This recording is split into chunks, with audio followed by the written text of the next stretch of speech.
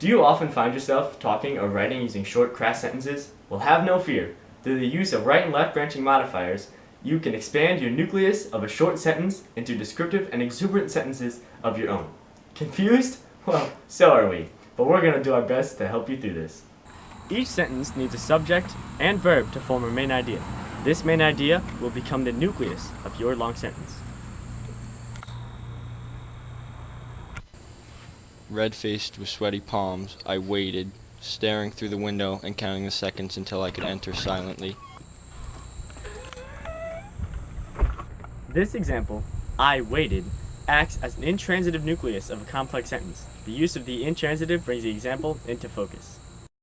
The keys slammed. His fingers raced across the keyboard as words frantically materialized on the screen. Finally, after hours of writer's block, it cleared and a story emerged. In this sentence, the keys slammed is an intransitive nucleus supported by right-branching modifiers. Modifiers are words, phrases, or even clauses that act as adjectives or adverbs. Their purpose in these examples is to combine separate sentences into one. There are two main types of modifiers, left and right-branching modifiers. Left-branching modifiers are modifiers that come prior to the nucleus, while right-branching modifiers are modifiers that come after the nucleus, the opposite of the left. The fading light of the setting sun shone onto her teardrop as it plunked into her evening coffee. She sat, reviews and mail strewn across the table. She had read the headline, "WTF, are you even a lit major?" for the last time. Virginia Tuft whimpered softly.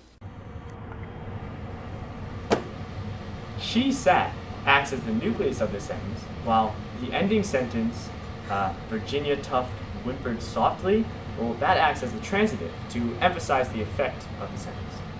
He opened the fridge, praying his mother had restocked the fridge.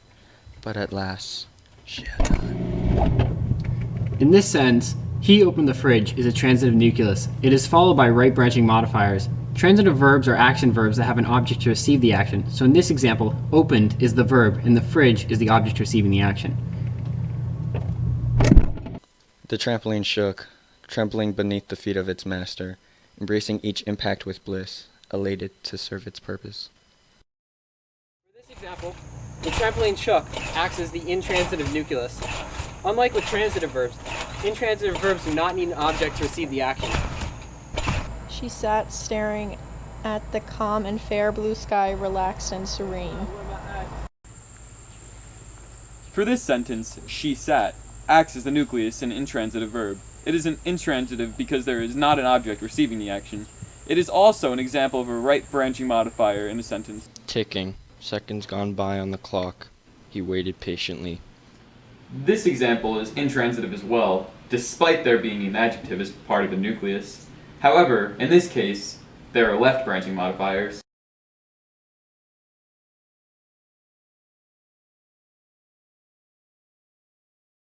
Do you often find yourself talking or writing using short, crass sentences? Well, have no fear. Through the use of right and left branching modifiers. Oh, okay.